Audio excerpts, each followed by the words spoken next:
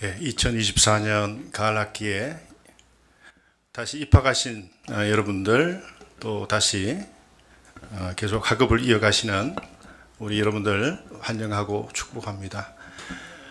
오늘 이 자리 가운데 앉아 계신 분들 가운데 혹시 이번 학기 입학하신 분들 계신가요? 한번 좀 일어나 보실까요? 한번 벌 주려고 하는 게 아니고요, 축복하게 하려고요. 축복 받을 수 있는 시간을 드리겠습니다. 여기 또 온라인으로 들어오신 분들도 계실 텐데, 온라인으로 들어오신 분들은 손을 들어서 표를 해주시면 감사하겠습니다. 여러분들 입학을 진심으로 축복합니다. 축하합니다. 이번 한 학기 열심히 학업하시고 학업을 끝낼 때까지 하나님께서 동행해 주실 줄 믿고 감사드립니다. 우리 축복의 또 환영의 박수 한번 쳐드리면 감사하겠습니다. 앉아 주십시오. 여러분들 새 학기를 시작하는 여러분들 감회가 어떻습니까? 가슴이 벅찹니까? 심장이 뜁니까? 지금 여러분들 말씀하신 대로 심장이 뛰기를 바랍니다. 심장이 뛰지 않는 분은 좀 엄격히 말씀드리면 하나님을 알지 못하는 분이다. 감동과 감격이 사라진 시대 가운데 심장이 뛰지 않는다. 나뭇잎의 흔들림을 보면서 마음이 뛰지 않는다. 우리의 마음이 그만큼 삭막하다는 이야기죠. 하나님의 창조의 숨결을 느끼지 못하는 그런 사람이기 때문에 하나님을 경험하지 못한다라고 저는 단정할 수도 있다고 생각합니다. 자, 오늘 여러분들 제목이 종이 아닌 친구로라고 하는 제목으로 잠시 말씀을 나누길 원합니다. 우리 우장훈 처장님 사진 한번 띄워주시기 바랍니다. 크게 한번 띄워주세요. 이 사진 잘 보세요. 이 사진이 뭘까요? 인공위성 보이즈호에서 태양계를 찍은 사진입니다. 자, 여기에 지구가 있습니다. 푸른 행성 지구가 눈에 보입니까? 여러분들이 말씀하신 것처럼 그 작은 점이 바로 푸른 행성, 우리가 살고 있는 지구입니다. 그 지구에 지금 몇 명이 살고 있죠? 정확하지는 않지만 80억 명, 곧 이제 100억 명에 육박한다고 하죠.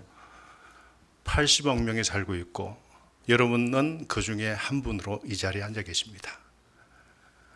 근데 여러분을 하나님은 기억해 주신다는 게 믿겨집니까? 아니, 그걸 어떻게 믿죠? 근데 이 태양계와 같은 게 엄청나게 많잖아요.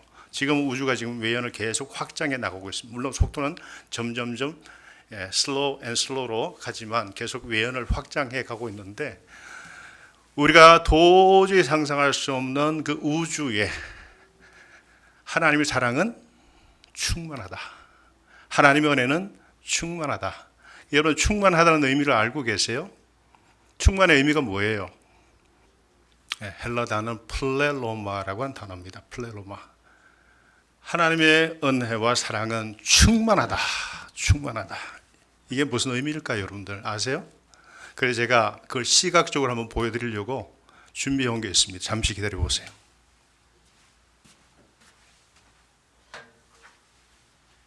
이게 우주라고 생각하세요? 물론 우주는 열려 있는 공간입니다. 이처럼 닫혀 있는 공간이 아니에요.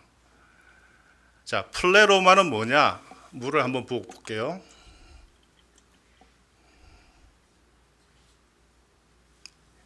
가득 찼죠? 이게 충만입니까? 예? 이게 충만입니까? 그러면 어떻게? 역시 우리 미주장신 학생들 달라요. 넘치는 거예요, 이렇게. 이게 overflowing, 충만의 뜻입니다. 왜 하나님의 은혜는 충만할까요? 사랑은 왜 충만할까요? 이 우주 전체를 흘러 넘치는 하나님의 사랑만이 우주를 질서 있게, 조화 있게 운행하시게 하는 힘이고, 제약이 관영한 이 땅, 이것을 감싸 안을 만큼 그 정도로 넉넉하고 풍성한 하나님의 사랑과 은혜가 그 정도라고 하는 것이죠. 플레로마는 그 정도로 파워풀한 단어입니다. 여러분들 하나님의 구원 드라마의 마지막 피날레가 뭔지 아세요? 고린도전서 15장 55절에는 사망아 너희 쏘는 것이 어디 있느냐.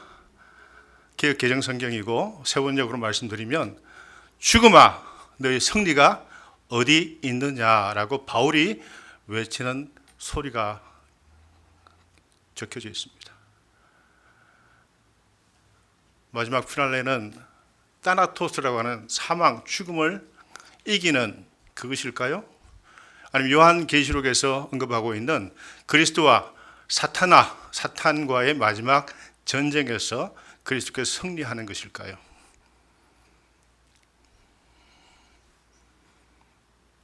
그것이 마지막이 아닙니다.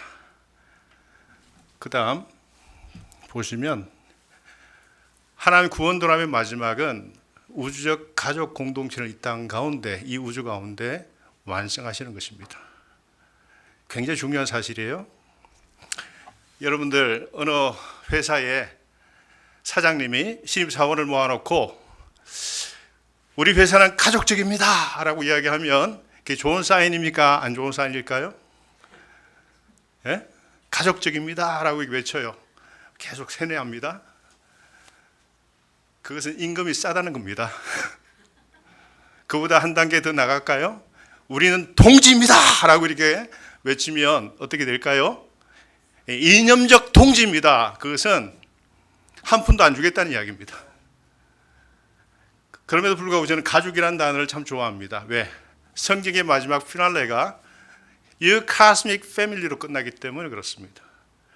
하나님의 주권과 그리스도의 왕권을 인정하는 하나님의 거룩한 백성을 만들어서 우리를 형제와 자매로 그렇게 품어 쉬려고 하는 하나님의 원대한 계획이 있다는 것이죠. 그래서 앞으로 한 면을 넘겨주시면 중요한 단어가 hospitality, 환대라는 단어가 있습니다. 환대. 왜 우리는 환대 공동체입니까? 교회는 왜 환대 공동체가 되어야 되죠? 하나님의 엄청난 사랑을 우리는 이미 경험했습니다. 그 사랑이 없었다면 우리는 멸망의 자식이었을 겁니다. 하나님의 그 놀라운 사랑과 은혜가 우리를 압도하고 우리를 기꺼이 하나님께서 우리를 우주적 가족 공동체의 일원으로 수용해 주셨기 때문에 우리는 하나님의 온전한 자녀가 될 수가 있는 거죠. 그렇게 생각한다면 환대란 단어는 굉장히 중요한 개념이에요. 자, 그러면 우리가 그 환대를 받았습니다. 그러면 우리가 그대로 그 환대를 누리며 사는 것으로 끝나야 될까요? 그 환대를 받은 것을 이제는 다른 이들을 하나님 형상이 망가지고 병든 영혼들을 환대해야 되겠죠. 교회가 존재하는 이유가 바로 거기 있습니다.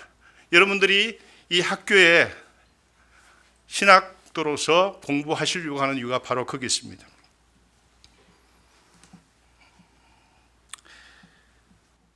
자, 오늘 본문에 보면 너희는 내가 명하는 대로 행하면 곧 나의 친구라. 이제부터는 너희를 종이라 하지 아니하리니 종은 주인이 하는 것을 알지 못함이라. 너희를 친구라 하였노니 내가 내 아버지께 들은 것을 다 너희에게 알게 하였습니다. 자, 종과 친구의 중요한 구분점이 뭐죠? 주인의 뜻을 아느냐 모르느냐에 있습니다. 여러분 왜 신학합니까? 아버지 하나님 뜻을 바르게 알기 위해서 신학 공부하는 거예요. 신학은 머리로 지식을 쌓는 것이 아니고 우리의 마음이 하나님이 어떠한 분인가를 제대로 아는 것이죠. 그것을 경험하는 것입니다. 그 경험에 치가 쌓이고 넓어지고 깊어질 때 우리는 하나님의 온전한 사람이 될 수가 있는 것이죠. 그래서 왜 교회가 지금 어지러울까, 혼란스러울까 한마디로 답할 수가 있습니다. 예수님의 정신에서 멀어져 있기 때문입니다. 다시 외칠 수 있는 슬로건이 뭘까요? 예수님을 소환하라. 예수님의 정신으로 소환하라. 우리를 예수님의 정신에 잇대어 살아가는 법을 배워야 되는 것이 이 시대에 가장 중요한 것이라 저는 믿습니다.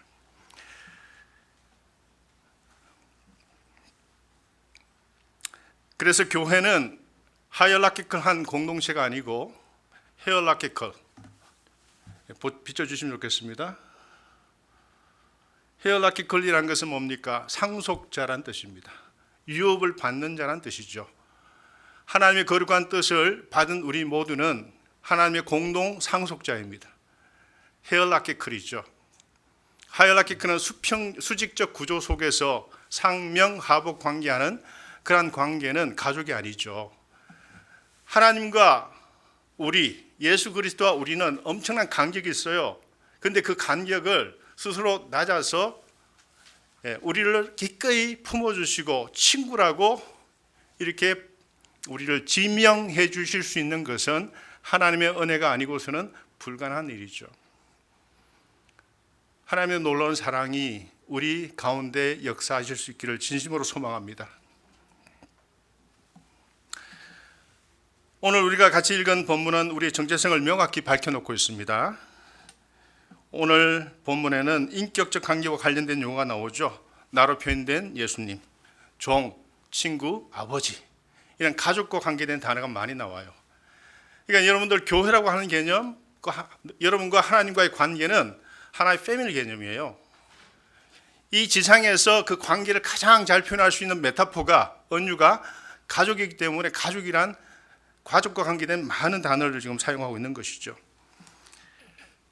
여러분들, 우리 세계 종교 가운데 우리가 믿는 신 하나님을 데디, 아빠, 아바 이렇게 부르는 종교가 있던가요? 여러분, 그런 종교 있으면 말씀해 보세요. 우리가 믿고 있는 하나님 아버지를 아버지라고 부를 수 있는 종교가 있던가요? 이슬람이 그렇습니까? 불교가 그렇습니까? 유교가 그렇습니까? 기독교밖에 없습니다. 자신이 믿는 신을 아바라 부르고 친구로 고백하는 종교가 기독교 외에는 없습니다.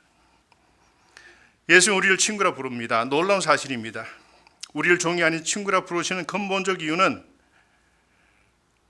그분이 어떤 분인가를 아는 것, 헬라어로 기노스코라는 단어에 있습니다. 그래서 그분과 진한 경험이 우리 일상 속에 녹아져 있어야지 그분이 가지고 있는 뜻이 무엇인지, 그분의 플랜에 우리가 어떻게 동참할 수 있는지를 분명히 이해할 수가 있는 것이죠. 그래서 이러한 내용을 설명하기 위해서 요한복음은 본다, 안다, 듣는다, 믿는다, 깨닫는다라는 인지론적 단어를 계속 반복해 사용합니다. 인지가 뭡니까? 에피스톨로지가 뭡니까? 지식이 뭐냐라고 하는 것이죠. 내가 무엇을 알고 있는가? 사람이 무엇을 어떻게 아는가? 참과 거짓을 어떻게 구분할 수 있는가? 이것이 바로 인지학이죠. 그래서 인식론적 단어를 반복적으로 사용하고 있습니다. 이 사실이 참 중요합니다.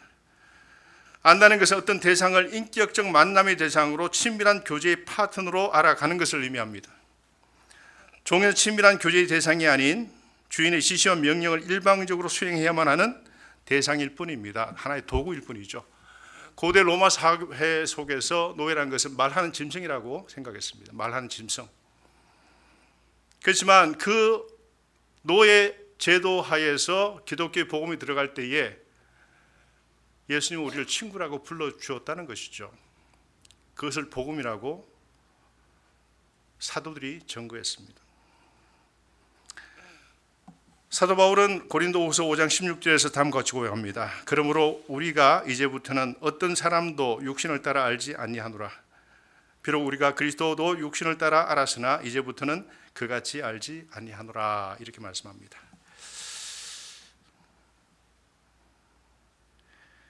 예수님과 인격적, 경험적 관계를 갖지 않는 한 우리는 그분의 진정한 제자일 수가 없습니다. 여러분들이 교회를 다니고 신학을 공부한다 하더라도 예수님이 어떤 분인지를 모른다면, 하나님 뜻이 어디에 있는지를 모른다면 과연 우리가 하나님의 거룩한 자녀라 할 수 있을까요? 예수 그리스도의 진정한 친구라고 할 수 있을까요? 우리가 신학을 공부하는 이유는 바로 여기에 있습니다. 이것이 신학의 에센스입니다.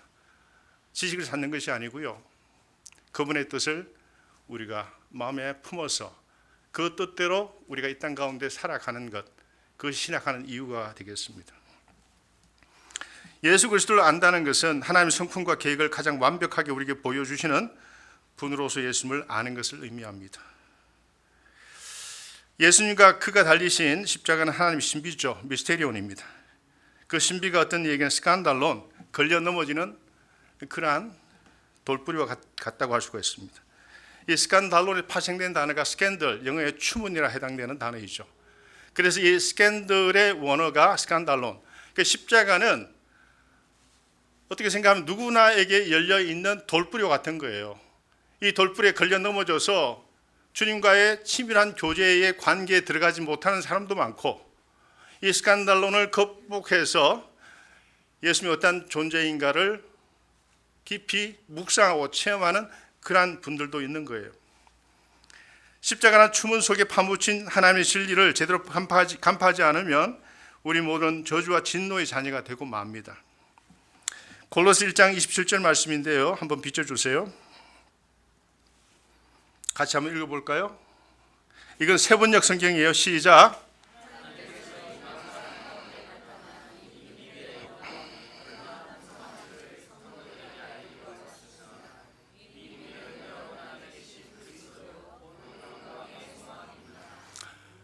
여러분들 이 신비를 체험하실 수 있기를 바랍니다. 우리가 일상 속에서 이 신비가 점점 사라지고 희미해지게 되면 우리는 진정한 하나님의 자녀가 될 수가 없죠. 이걸 어떻게 일상 속에서 회복하느냐, 이게 참 우리에게 주어진 과제입니다. 우리를 유혹하고 우리를 도전하고 넘어뜨리려고 하는 것들이 참 많습니다. 그러한 환경과 세상 속에서 어떻게 하면 하나님과 친밀한 교제를 이어갈 수 있는가가 우리에게 주어진 과제이자 도전이자 우리를 깨우는 하나의 각성제와 같습니다. 일상 속에서 이러한 친밀한 교제와 하나님과의 만남의 경험이 축적되지 않으면 우리는 예수의 친구라 할 수가 없습니다. 말씀드린 대로 주인과 종의 관계는 상명하복의 관계입니다. 종은 주인이 하는 것을 알지 못합니다. 주인이 시키는 것만을 할 뿐이지 주인의 인격과 성품과 계획까지 굳이 알 필요가 없습니다. 인격적 만남의 또 인격적 교제 대상이 아닌 거예요.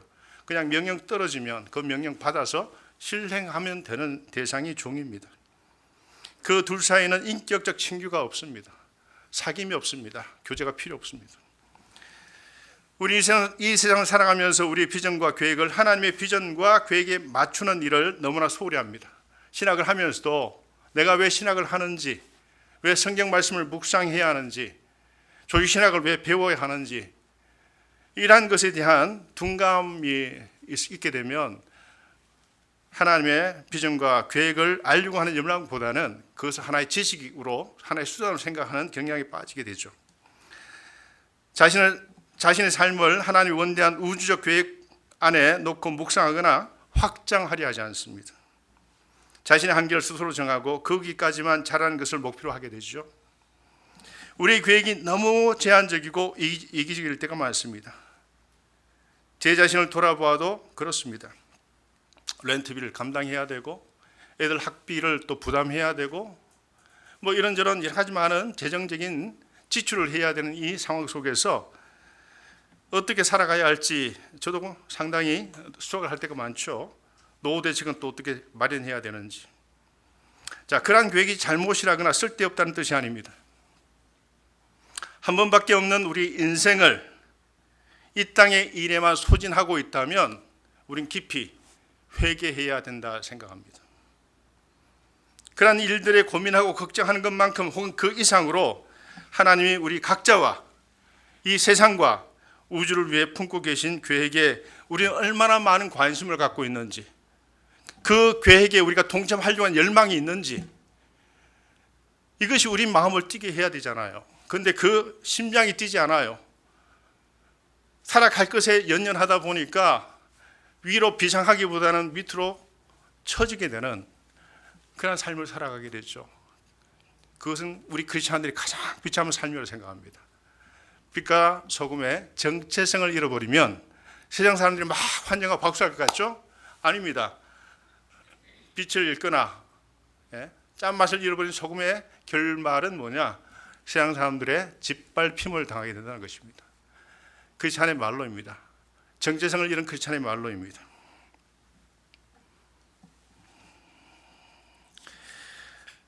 예수는 우리를 종이 아닌 친구라 하시면서 우리 모두를 친구로 초청합니다. 친구란 부모님과도 나누지 못하는 아주 비밀한 내밀한 사항도 함께 나눈 대상이죠. 고린도전서 4장 1절에서 바울은 이렇게 말씀합니다. 한번 비춰주세요. 같이 읽어볼까요? 시작.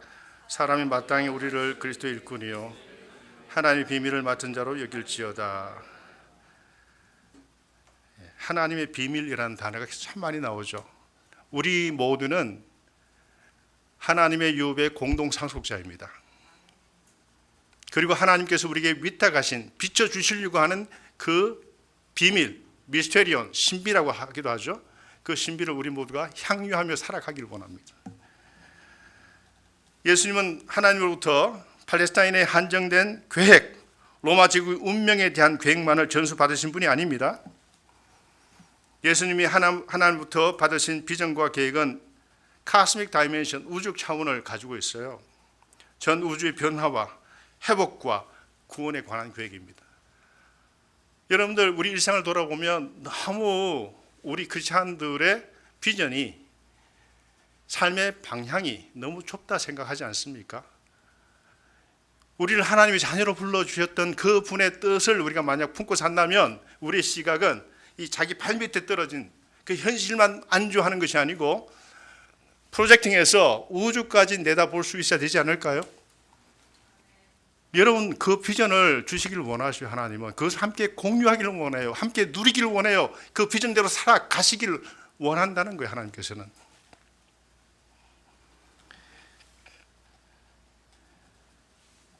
우리를 친구로 초청하신 예수님은 우리에게 이런 엄청난 차원의 비밀을 나누기를 원하셔요. 그 비밀이 어디 있습니까? 성경에 있죠. 그래서 여러분들 신학을 공부하며 이 머리만 키우는 것이 아니고 잠언에 나오는 것은 깨달음의 기관이 머리가 아닙니다. 마음으로 깨달아. 마음으로 하나님을 만나는 장소는 마음이에요. 마음, 하트예요. 서구 사람들은 이것을 사고하는 기관으로 두뇌, 브레인을 생각하지만 이스라엘 민족은 그 깨달음의 현장은 인체에서 이 가슴, 마음이었습니다. 마음으로 깨닫는 것을 원하십니다. 마음으로 만나기를 원합니다. 마음으로 교제하기를 원합니다. 잘 먹고 잘 살다 잘 죽는 일, 잘 먹, 잘 살, 잘 죽, 이것이 아닌 하나님의 원대한 계획 안으로 우리를 부르시고 우리와 함께 일하시기를 원하시는 하나님을 일상 속에서 경험하실 수 있기를 바랍니다. well-being, well-dying도 중요합니다. 그보다 훨씬 중요한 일은 하나님 원대한 계획 안으로 우리를 초청하신 목적을, 그 플랜을 깨닫는 것입니다.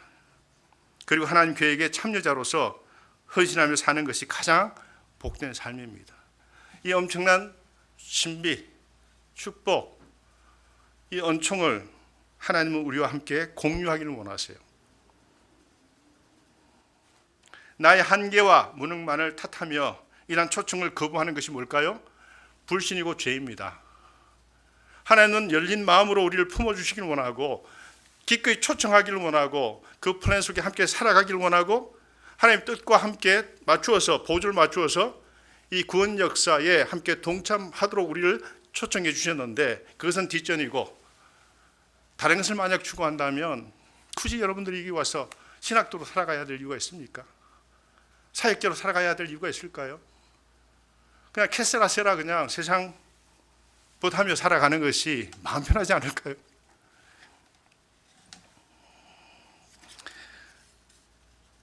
하나님은 우리에게 믿음을 요구하십니다. 우리는 무능합니다. 불안정하고요. 인격적으로 결함이 있습니다. 그렇지만 그것을 극복할 수 있도록 하나님은 우리에게 성령을 허락해 주셨고, 성령의 능력으로 이 땅 가운데 하나님의 비전대로 하나님의 그 계획 속에 동참하며 살아갈 수 있도록 우리를 기꺼이 초청해 주셨음을 믿으실 수 있기를 바랍니다. 우리가 하나님의 계획을 깨닫고 참여하면 우리에게 능력을 주십니다. 에베소서 4장 13절의 말씀처럼 우리는 그리스도의 장성한 분량이 충만한 데까지 자랄 수 있습니다. 하나의 가능성이 있다는 것이죠. 우리를 친구로 부르신 예수님은 자신의 아버지 하나님의 원대하고 장엄한 계획 안으로 우리를 초청하십니다. 하나님이 보여주신 엄청난 비전과 계획을 보고 깨달은 후 그것을 다른 이들에게 나눠주라고 하나님 우리를 이 땅에 파송하셨습니다. 그런 점에서 여러분 모두는 천상의 선교사입니다. 헤븐리 미셔너리입니다. 하나님의 구원 계획을 이 땅 가운데 짊어지고 주위 있는 다른 사람과 함께 나누고 하나님 뜻이 바로 여기 있습니다라고 그것을 선포하고 가르치고 전하고 나누는 삶을 살라고 여러분들을 다 불러주신 것이에요. 우리 이런 계획 안으로 초청하신 하나님과 그 뜻에 따라 우리도 다른 이들을 이 계획 안으로 초청하는 것이 뭡니까? 바로 그것이 미션입니다. 선교입니다. 그 일 하라고 교회가 세워졌습니다. 이 땅의 질서와 가치와 사주가 아닌 하나님의 질서와 가치와 가르침을 지향하며 살아가도록 우리를 독생자 예수님의 친구로 초청해 주셨습니다. 우리는 그런 자격이 없는데 기꺼이 그 자격을 우리에게 부여해 주셨다는 것입니다. 복음에는 약함을 강함으로 이기고 죽음을 부활로 정복하며 미움을 사랑으로 넘어가는 파워가 있습니다. 이러한 이치를 깨달아 살아갈 수 있도록 예수님은 기꺼이 우리 친구가 되시기를 원하십니다. 저는 가끔 이런 생각을 합니다. 우리가 이 척박한 땅에서 살아가는 이유는 무엇인가? 덧없이 왔다가 덧없이 사라지기 위해 사는 것인가? 여러분 어떻게 답하시겠습니까? 성경은 분명히 말씀합니다. 우리를 친구로 불러주신 예수님이 하나님으로부터 전해 들은 것을 우리도 알고 그 일에 힘써 동참하라고 우리를 기꺼이 이 카스믹 패밀리, 그 가족 안으로 우리를 초청해 주셨고 영접해 주셨다는 것입니다. 이런 깨달음이 이 시대를 사는 우리에게 너무나 중요합니다. 우리의 본래 자리는 코람데오 하나님 앞이죠. 하나님 앞에서 자신을 보는 사람은 돈과 권력과 명예의 노예로 살아가지 않습니다. 세상살이가 아무리 어려워도 좌절하거나 낙심하지 않습니다. 하나님 사랑을 체험한 사람은 우리가 그러한 문제보다도 크다는 사실을 알기 때문입니다. 하나님 앞에 선다는 것은 우리를 더 이상 가릴 것 없이 있는 그대로 노출시키는 행위입니다. 저는 이들을 진정한 친구라 부르고 싶습니다. 천국은 인간을 포함한 만물의 본성을 통찰하고 하나님의 위대하심을 노래하는 이러한 분들이 모인 곳이라 믿습니다. 여러분들 하나님의 진정한 자녀, 예수님이 진정한 친구가 되기 위해서 말씀을 붙잡고 살아가실 수 있기를 바랍니다. 우리가 신학하는 이유는 바로 거기였습니다. 우리가 돈을 잘 벌기 위해서 신학하지 않습니다. 하나님의 뜻이 과연 어디 있는가? 그분이 어떤 분인가? 그분과 나의 관계는 어떻게 맺어져야 하는가? 그분의 뜻에 어떻게 동참해야 하는가? 어떤 방향으로 살아가야 하는가? 이것이 우리가 신학하는 바로 그 이유입니다. 우리를 위해 희생하신 예수님의 피가 헛되지 않기 위해서 하나님의 뜻과 계획을 정확히 깨닫는 것이 중요합니다. 여러분이 신학하는 이유가 바로 여기 있습니다. 모르는 것이 죄입니다. 이 뜻을 모르면 헤맵니다. 그것이 바로 불신으로 이어집니다. 신학하시되 철저하게 하시고요. 말씀 묵상하시되 열정을 다해 하실 수 있기를 바랍니다. 거기에 우리의 희망이 있습니다. 거기에 우리의 구원이 있습니다. 우리의 비전과 사명이 바로 거기에 있습니다. 우리 모두 하나의 원대한 계획 속에 쓰임 받으실 수 있기를 진심으로 소망합니다.